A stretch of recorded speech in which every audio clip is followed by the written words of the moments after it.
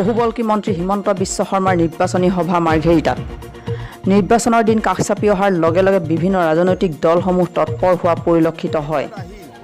আমি দেখা পালোঁ যে মাৰ্ঘেৰিটাৰ প্ৰাক্তন বিধায়ক প্ৰদ্যুৎ বৰদলৈ ডাঙৰীয়া নগাঁৱত ইলেকশ্যন উঠিব গৈছে, তাতে তেওঁ হৰাটো নিশ্চিত। মই মাৰ্ঘেৰিটাৰ ৰাইজক কৈছোঁ যে পৰাজিত সৈনিক হৈ আকৌ যদি মাৰ্ঘেৰিটাত ঘূৰি আহে আপোনালোকে যেন গ্ৰহণ নকৰে। কালি এটা কথা ৰাহুল গান্ধীয়ে কৈছিলে যে চকীদাৰ আমাৰ আমি মানুহৰ ধনী মানুহৰহে থাকে, আচলতে দুখীয়া মানুহৰ চকীদাৰ নাথাকে। তেওঁ আচলতে ৰাহুল গান্ধীয়ে কথা বাৰ্তাবোৰ বুজি নাপায়তো।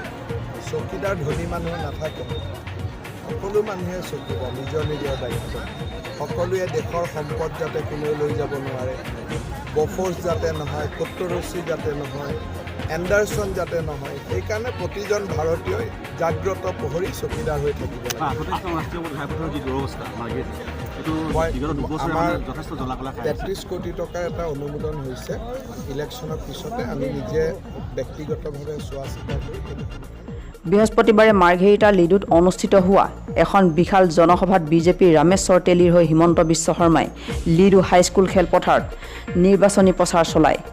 বহুবল্কী মন্ত্ৰীগৰাকীয়ে ভাষণ প্ৰসংগত কংগ্ৰেছক তীব্ৰ সমালোচনা কৰি কয়, তৰুণ গগৈ অৰ্থনীতি আছিল আঁঠুৱা ধুতি লুঙি কম্বল দিয়া অৰ্থনীতি। তৰুণ গগৈ যদি আৰু 5 বছৰ শাসনত থকা হ'লে কংগ্ৰেছৰ প্ৰতীক চিহ্ন লুঙি হ'লহেঁতেন।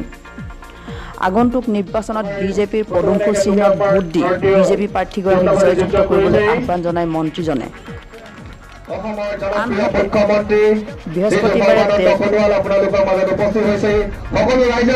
আনহাতে বৃহস্পতিবাৰে 3 নং বৰবিলত 13 নং লোকসভা সমষ্টিৰ মিত্ৰজোঁটৰ প্ৰাৰ্থী ৰামেশ্বৰ তেলীয়ে আন এখন প্ৰচাৰ সভা চলায় মুখ্যমন্ত্ৰী সৰ্বানন্দ সোণোৱালে। উক্ত নিৰ্বাচনী সভাত বৰ্তমান চুতীয়া ছাত্ৰ সন্থাৰ মুখ্য উপদেষ্টা আৰু তিনিচুকীয়া জিলাৰ চুতীয়া ছাত্ৰ সন্থাৰ ভাৰপ্ৰাপ্ত সম্পাদকে দলে বলে বিজেপি দলত যোগদান কৰে। উল্লেখ্য যে বৰ্তমান পৰিস্থিতিৰ ওপৰত ভিত্তি কৰি এচাম ছাত্ৰ নেতাই শাসকীয় দলত যোগদান কৰাক লৈ ৰাইজৰ লগতে বুদ্ধিজীৱী মহলত তীব্ৰ প্ৰতিক্ৰিয়াৰ সৃষ্টি হৈছে। ডিগবৈৰ পৰা দীপেন শইকীয়া, মাৰ্ঘেৰিটাৰ পৰা Bikash Barua, Assam news any time.